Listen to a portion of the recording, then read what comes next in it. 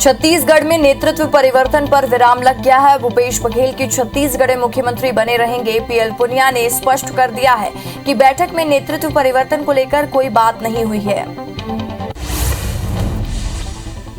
मुख्यमंत्री भूपेश बघेल ने दिल्ली में आज कांग्रेस के पूर्व अध्यक्ष राहुल गांधी से मुलाकात की। बैठक में प्रभारी पीएल पुनिया भी मौजूद रहे। बैठक लगभग 4 घंटे तक चली। कल सीएम भूपेश बघेल दिल्ली से लौटकर आएंगे। राहुल गांधी से मिलने के बाद मुख्यमंत्री भूपेश बघेल ने कहा कि छत्तीसगढ़ के विकास और राजनीति के बारे में राहुल गांधी के साथ विस्तार से चर्चा हुई। मैंने सभी बातें उनके सामने रखी। साथ ही राहुल गांधी से आग्रह किया कि वे छत्तीसगढ़ आएं। पंजाब कांग्रेस अध्यक्ष नवजोत सिंह सिद्धू ने तल्खी भरे तेवर एक बार फिर से उनके देखने को मिल रहे हैं। उन्होंने सख्त चेतावनी देते हुए कहा कि अगर उन्हें निर्णय लेने की छूट नहीं दी गई तो ईंट से ईंट बजा दूंगा। हालांकि ये धमकी कांग्रेस हाईकमान को है या फिर कैप्टन अमरिंदर सिंह को, इसको लेकर सियासी चर्चाओं का बाजार गर्म है। पंजाब कांग्रेस में चल रहे संकट पर पंजाब कांग्रेस प्रभारी हरीश रावत ने कहा कि मैंने कांग्रेस अध्यक्ष सोनिया गांधी के सामने पूरी बातें रखी हैं। उन्होंने कहा कि सभी पक्षों का कहना है कि जो सोनिया गांधी का निर्णय होगा उसे हम मानेंगे। थोड़ी बातें बिगड़ी हैं लेकिन हम उसे संभालने की कोशिश करेंगे। कश्मीर और इंदिरा गांधी को लेकर विवादित बयान देने वाले मलविंदर सिंह माली ने नवजोत सिंह सिद्धू के सलाहकार की भूमिका से इस्तीफा दे दिया है। कांग्रेस आलाकमान की तरफ से सिद्धू पर माली को हटाने का दबाव था। माली के इस्तीफे के बाद बीजेपी ने नवजोत सिंह सिद्धू पर निशाना साधा है। बीजेपी प्रवक्ता संबित पात्रा ने कहा कि सिद्धू भारत विरोधी विचार के ओतप्रोत हैं। उनके सलाहकार के इस्तीफा देने से काम नहीं चलेगा। नवजोत सिंह सिद्धू देश से माफी मांगे और राहुल गांधी जवाब दे कि कांग्रेस पार्टी के सलाहकार कैसे हैं जो कश्मीर को भारत का हिस्सा नहीं मानते। केंद्रीय मंत्री नारायण राणे और सीएम उद्धव ठाकरे के बीच विवाद थमने का नाम नहीं ले रहा है। राणे ने फिर से आशीर्वाद यात्रा शुरू कर दी है। इस दौरान उन्होंने ठाकरे परिवार को धमकी देते हुए कहा कि 39 साल के उनके दिल में कई सारे राज दबे हुए हैं, उन्हें एक के बाद एक खोलूंगा। कांग्रेस के पूर्व अध्यक्ष राहुल गांधी ने एक बार फिर राष्ट्रीय मौद्रीकरण पाइपलाइन को लेकर मोदी सरकार पर निशाना साधा है। उन्होंने ट्वीट कर कहा है कि मौद्रीकरण की सुनामी ना रोजगार है, ना आने वाले सालों में होगा तो आरक्षण का क्या मतलब होगा। बता दें कि 24 अगस्त को राहुल गांधी ने एनएमपी को लेकर प्रेस कॉन्फ्रेंस कर मोदी सरकार पर निशाना साधा था।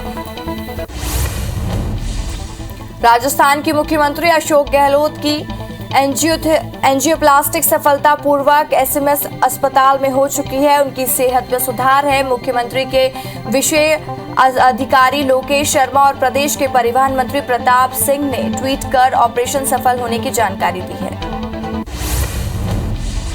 भारत के लिए ओलंपिक में गोल्ड दिलाने वाले नीरज चोपड़ा को आर्मी ने बड़ा सम्मान दिया है। पुणे में आर्मी स्पोर्ट्स इंस्टीट्यूट का नाम अब सूबेदार नीरज चोपड़ा स्टेडियम होगा। रक्षा मंत्री राजनाथ सिंह ने शुक्रवार को इसका ऐलान किया है और इस कार्यक्रम में नीरज चोपड़ा भी शामिल हुए। इस दौरान रक्षा मंत्री ने नीरज को सम्मानित किया। टोक्यो पैरालंपिक में भारत की महिला टेबल टेनिस खिलाड़ी भाविना पटेल ने इतिहास रच दिया। उन्होंने महिला एकल वर्ग में क्लास 4 में क्वार्टर फाइनल में जीत हासिल की है, सेमीफाइनल में जगह बना ली है और भाविना ने मौजूदा विजेता सर्बिया की गोरविला पेरेस को 18 मिनट में 3-0 से मात दी। इसी के साथ भाविना ने देश के लिए कम से कम कांस्य पदक पक्का कर दिया है। केरल में कोरोना के नए मामलों में बढ़ोतरी का सिलसिला जारी है। स्वास्थ्य विभाग की तरफ से शाम में करीब 6 बजे जारी किए गए आंकड़ों के मुताबिक पिछले 24 घंटे में 32,801 मामलों की पुष्टि हुई है। इतने समय में 179 मरीजों की जान चली गई। असम के दीमा हसाओ में जिले पर दिग्यांबार पर अज्ञात लोगों ने 7 ट्रकों में आग लगा दी। इसमें 5 ट्रक ड्राइवरों की जलकर मौत हो गई। रिपोर्ट के मुताबिक आगजनी से पहले उन्होंने कई राउंड फायरिंग भी की। पुलिस और असम राइफल्स यूनिट तलाशी अभियान चला रही है। ये घटना राजधानी गुवाहाटी से करीब 200 किलोमीटर की दूरी पर हुई है। विदेश मंत्रालय ने आज बताया कि सरकार ने काबुल या दुशानबे से 6 अलग अलग उड़ानों के जरिए 550 से अधिक लोगों को निकाला है। इसमें से 260 से ज्यादा भारतीय नागरिक थे। विदेश मंत्रालय के प्रवक्ता अरिंदम बागची ने प्रेस कॉन्फ्रेंस करके कहा कि अब तक ज्यादातर भारतीयों को निकाला जा चुका है। अफगानिस्तान की राजधानी काबुल के हामिद करजई इंटरनेशनल एयरपोर्ट पर गुरुवार को हुए धमाकों से मरने वालों की संख्या बढ़कर 169 हो चुकी है। इस हमले में 13 अमेरिकी सैनिक भी मारे गए हैं, वहीं 1277 से ज्यादा लोग जख्मी हुए हैं। तालिबान के प्रवक्ता ज़बीउल्लाह मुजाहिद का बड़ा बयान सामने आया। ज़बीउल्लाह मुजाहिद ने कहा है कि हम भारत समेत सभी देशों के साथ अच्छे संबंध चाहते हैं। उन्होंने संकल्प लिया कि अफगानिस्तान की भूमि का इस्तेमाल किसी भी देश के खिलाफ नहीं किया जाएगा। काबुल एयरपोर्ट पर हुए हमले की जिम्मेदारी ISIS खुरासान यानी ISIS-K ने ली है और ISIS-K ने अपने एक फरियादिनी हमले का नाम और फोटो जारी किया है। इसका नाम अब्दुल रहमान अल लगोरी था। तालिबान ने कहा है कि इसी लड़ाके ने सुरक्षा बलों को चकमा देकर एयरपोर्ट के अंदर प्रवेश किया था। राष्ट्रीय राजधानी दिल्ली के चरणबद्ध तरीके से स्कूल खोले जाएंगे। कक्षा 9वीं से 12वीं की क्लास 1 सितंबर से शुरू होगी और 6ठी से 8वीं तक के स्कूल 8 सितंबर से खोल दिए जाएंगे। दिल्ली आपदा प्रबंधन प्राधिकरण की ओर से गठित एयरपोर्ट और एक्सपर्ट्स की टीम ने राष्ट्रीय राजधानी में स्कूलों को चरणबद्ध तरीके से फिर से खोलने की सिफारिश की थी। मध्य प्रदेश में 1 सितंबर से 6वीं से लेकर 12वीं तक की सभी क्लासेस रोजाना लगाई जाएंगी। क्लासेस में 50% बच्चे उपस्थित रह सकेंगे। ये निर्णय मुख्यमंत्री शिवराज सिंह चौहान की अध्यक्षता में हुई बैठक में लिया गया है। क्लास के संचालन के दौरान पेरेंट्स की सहमति और कोविड-19 की गाइडलाइन का पालन अनिवार्य है। इंदौर के DAVV अब अंबेडकर राष्ट्रीय विश्वविद्यालय के साथ मिलकर काम करेगा। दोनों के बीच MOU साइन हुआ है, जिसके तहत अब दोनों विश्वविद्यालयों के लिए बीच कोर्स साझा होंगे और साथ ही फैकल्टी एक्सचेंज भी होंगे। मुख्य रूप से नई शिक्षा नीति के तहत तैयार किए गए प्रोग्राम और कोर्स का भी आदान प्रदान किया जाएगा। मध्य प्रदेश में एक बार फिर अफसरों और कर्मचारियों को धमकाने का मामले में सियासत शुरू हो चुकी है। एक दिन पहले कमलनाथ के अफसरों को दी गई चेतावनी पर मुख्यमंत्री शिवराज सिंह चौहान ने पलटवार किया है। शिवराज ने कहा कि 15 महीने सरकार थी तब क्या कर रहे थे जो अब कर्मचारियों को धमका रहे हैं। उन्होंने कहा है कि प्रदेश के अधिकारी कर्मचारी कर्तव्यनिष्ठ हैं। केंद्रीय मंत्री प्रहलाद पटेल दमोह पहुंचे, जहां उन्होंने पहले कलेक्ट्रेट कार्यालय में जिला समन्वय और निगरानी समिति की बैठक में हिस्सा लिया। इसके बाद जिला अस्पताल में नवनिर्मित ऑक्सीजन प्लांट का निरीक्षण किया। इस दौरान उन्होंने स्वास्थ्य विभाग को जरूरी दिशा निर्देश भी दिए। राजनांदगांव के सांसद संतोष पांडे ने कवर्धा कलेक्ट्रेट में अधिकारियों की बैठक ली, जिसमें कलेक्टर, जिला पंचायत CEO सहित नगरपालिका और पंचायतों के प्रतिनिधि शामिल हुए। सांसद ने एक कार केंद्र सरकार की योजनाओं की समीक्षा की और साथ ही जहां अधिकारियों ने अपने विभागों के कार्यों के बारे में जानकारी दी। कृषि कानून को लेकर अब RSS के अनुशांगित संगठन भारतीय किसान संघ ने सरकार के खिलाफ मोर्चा खोल दिया है और किसान संघ ने मांग की है कि किसानों को MSP नहीं बल्कि फसल की लाभकारी मूल्य दिए जाएं। केंद्र सरकार को 31 अगस्त तक का वक्त चर्चा के लिए दिया गया है।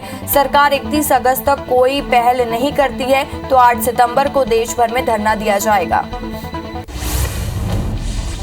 सीधी के बहरी में महंगाई के विरोध में रैली का आयोजन किया गया, जहां पूर्व मंत्री कमलेश्वर पटेल रैली को लेकर मायापुर से 5 किलोमीटर दूर बहरी पहुंचे, जहां सभी ने बहरी तहसील कार्यालय के सामने विरोध प्रदर्शन किया। वहीं गैस के बढ़ते दाम के विरोध में महिलाओं ने सिर पर सिलेंडर रखकर विरोध जताया। केशकाल में बीजेपी ने शहर की समस्याओं के समाधान की मांग को लेकर नगरपालिका कार्यालय का घेराव किया। इस दौरान पुलिस के साथ कार्यकर्ताओं की झूमाझटकी भी हुई है और कार्यकर्ताओं ने नायब तहसीलदार को ज्ञापन सौंपकर जल्दी समस्या का समाधान निकालने की मांग की। उज्जैन में देश विरोधी नारे लगाने की घटना के खिलाफ लगातार आक्रोश देखने को मिल रहा है। झाबुआ के मेघनगर में कार्रवाई की मांग को लेकर कुछ संगठनों ने ज्ञापन सौंपा है। पाकिस्तान के खिलाफ जमकर नारेबाजी की, वहीं संगठन के कार्यकर्ताओं ने भगवा और तिरंगा झंडा लेकर विशाल रैली निकाली। मुआवजे की तीसरी किश्त नहीं मिलने से नाराज 2 से ज्यादा गांव के किसान शाहजहांपुर कलेक्ट्रेट पहुंचे, जहां सभी नारेबाजी करते हुए कार्यालय के गेट पर ही धरने पर बैठ गए, जिनकी समस्याओं को सुनकर अपर कलेक्टर ने निराकरण का आश्वासन दिया। किसानों ने सीएम के नाम कलेक्टर को ज्ञापन सौंपा है। मध्य प्रदेश में पटवारियों की हड़ताल के खिलाफ दायर याचिका पर हाईकोर्ट का अहम आदेश आया है। जबलपुर हाईकोर्ट ने प्रदेश के तमाम पटवारियों को तुरंत काम पर लौटने का आदेश दिया है। कोर्ट ने राज्य सरकार को भी आदेश दिया है कि वे 60 दिनों के भीतर पटवारियों की मांगे पर विचार कर उचित फैसला लें। एनजीटी यानी नेशनल ग्रीन ट्रिब्यूनल में भोपाल बेंच के छतरपुर के बक्सवाहा पर हीरा खदान मामले पर आज सुनवाई की गई और हीरा खनन के लिए हजारों पेड़ काटे जाने के मामले में एनजीटी ने राज्य सरकार और माइनिंग कंपनी से जवाब मांगा है। एनजीटी ने जवाब देने के लिए 2 महीने का मोहलत दिया है। पन्ना में बिना अनुमति के बनाई जा रही अवैध कॉलोनी पर जबलपुर हाईकोर्ट ने सख्ती दिखाई है। हाईकोर्ट ने याचिका पर सुनवाई करते हुए पुरुषोत्तमपुर कॉलोनी में प्लॉट बिक्री पर रोक लगा दी है। साथ ही कोर्ट ने इस मामले में राज्य सरकार और पन्ना कलेक्टर को नोटिस जारी कर जवाब मांगा है। कांकेर में एक सरफरे प्रेमी ने अपनी प्रेमिका पर चाकू से जानलेवा हमला कर दिया, जिससे युवती को गंभीर हालत में अस्पताल में भर्ती कराया गया है। आरोपी युवती के चरित्र पर संदेह करता था और इसी को लेकर उसने हमला कर दिया। फिलहाल पुलिस ने आरोपी को गिरफ्तार कर लिया है। धमतरी के नगरी क्षेत्र पर युवती के साथ दुष्कर्म के बाद उसका अश्लील फोटो वायरल करने वाले आरोपी को दुगली पुलिस ने गिरफ्तार कर लिया है। पीड़िता के मुताबिक वो अपनी सहेली के घर शादी में मरुमता गई थी और जहां आरोपी प्रलेश नेताम ने उसे घर छोड़ने का कहकर अपने घर ले गया और करीब 5 दिनों तक दुष्कर्म किया। नरसिंहपुर के केसली गांव पर 6 साल की मासूम दुष्कर्म का शिकार हुई है। पुलिस के मुताबिक पड़ोस में रहने वाले युवक ने वारदात को अंजाम दिया। वहीं बच्ची को गंभीर हालत में जिला अस्पताल में भर्ती कराया गया। फिलहाल पुलिस ने आरोपी को गिरफ्तार कर लिया है। केशकाल के हलवापारा तालाब में नवजात को फेंकने वाले प्रेमी जोड़े को पुलिस ने गिरफ्तार कर लिया है। एसडीओपी भूपत सिंह धनेश्वरी ने बताया कि 11 अगस्त को हलवापारा तालाब में तैरता नवजात का शव मिला था, जिसे लेकर शक के आधार पर दोनों से पूछताछ की, जिसमें दोनों ने जुर्म को कबूल लिया है। ग्वालियर के जीआरपी पुलिस ने रेलवे स्टेशन से प्रेमी जोड़े को पकड़ा है, जिसकी जानकारी मिलते ही उनके परिजन भी थाने पहुंच गए और दोनों को ले जाने लगे, लेकिन प्रेमी जोड़ा एक साथ जाने की बात पर अड़ गया और जबरदस्ती घर भेजने पर अपनी जान देने की बात कही। इसके बाद पुलिस ने बालिग होने पर दोनों को स्वतंत्र छोड़ दिया। कटनी जिले में डकैती की योजना बनाते 5 आरोपियों को कुटला पुलिस ने गिरफ्तार कर लिया है। आरोपियों के पास से मोबाइल, 3 बाइक, देशी कट्टा और गुप्ती बरामद किए गए हैं। पूछताछ में आरोपियों ने पूर्व में हुई डकैती की बात भी कबूल ली है। मुरैना के बामौर स्थित इंडस्ट्री एरिया में 2 सिक्योरिटी गार्ड से मारपीट और लूट का मामला सामने आया है। पुलिस के मुताबिक बदमाश फैक्ट्री के अंदर घुसे और कर्मचारियों के साथ मारपीट की। इस दौरान 2 सुरक्षा गार्ड वहां पहुंचे, लेकिन बदमाशों ने उन पर भी हमला कर दिया। दोनों की बंदूक लेकर फरार हो गए। शिवपुरी के दहरता चौक पर भाई बहन से लूट का मामला सामने आया, जहां बाइक सवार 2 बदमाशों ने भाई बहन के बैग छीन लिया और फरार हो गए। पीड़ित युवक के मुताबिक बैग में 15 तोला सोना, 2000 कैश और 1 मोबाइल रखा था और बदमाशों ने चलती बाइक से बैग छीना था, जिससे बहन राम कुमारी जमीन पर गिर गई थी, गंभीर रूप से घायल हो गई। धमतरी के लीलर के पास धर्म सेना के कार्यकर्ताओं ने पशु तस्करी कर रहे ट्रक को पकड़कर अर्जुनी पुलिस को सौंप दिया है। ट्रक में करीब 40 मवेशी भरे हुए थे, जिसे कत्लखाना ले जाया जा रहा था। मामले में पुलिस ने 3 लोगों के खिलाफ केस दर्ज कर लिया है और आगे की कार्रवाई शुरू कर दी है।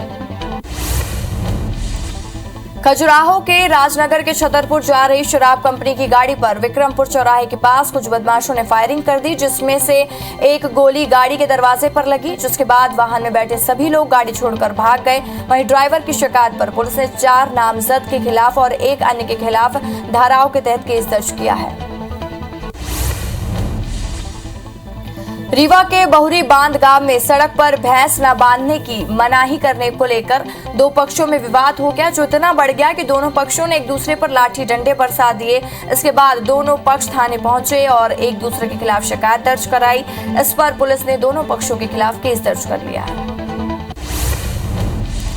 दंतेवाड़ा में लोन वर्राटू अभियान के तहत 10,000 के नामी नक्सली ने एसपी के सामने सरेंडर कर दिया। सरेंडर नक्सली का नाम सुमाडू पुड़यामी है और जो कि मारजुम पंचायत का DAKMS अध्यक्ष बनाया गया था। और साथ ही बता दें कि लोन वर्राटू अभियान के तहत अब तक 110 इनामी सहित कुल 413 नक्सलियों ने सरेंडर किया है। इंदौर नगर निगम और ट्रैफिक पुलिस ने संयुक्त रूप से सेल्फी हॉस्पिटल के आसपास ही नवलखा बस स्टैंड पर कार्रवाई की है, जहां पर करीब 150 2 वाहन जब्त किए गए। यह गाड़ियां सड़क पर और फुटपाथ पर रखी हुई थी। वहीं दूसरी कार्रवाई नौलखा बस स्टैंड पर की गई है और जहां टीम ने बाहर खड़ी बसों को जब्त कर लिया है। पेंड्रा के कोटमी गांव में बस्ती इलाके में रहने वाले एक ग्रामीण का कच्चा मकान बारिश की वजह से ढह गया, जिसकी चपेट में आने से 2 बच्चे घायल हो गए, जिन्हें ग्रामीणों और 108 की मदद से अस्पताल ले जाया गया, जहां उनका इलाज जारी है। मकान भारत कुमार का बताया जा रहा है, जो कि जर्जर हो गया था। बिलाईगढ़ के भटगांव कृषि उपज मंडी प्राकरण में 2 दिवसीय 1 दिवसीय सर्वे आदिवासी महासम्मेलन का आयोजन किया गया, जिसमें सभी आदिवासी एक समान का नारा लगाते हुए आदिवासियों ने एक साथ कर्मा नृत्य किया। इसके बाद हजारों की संख्या में बाइक रैली निकाली और आदिवासी समाज की एकरूपता का संदेश दिया।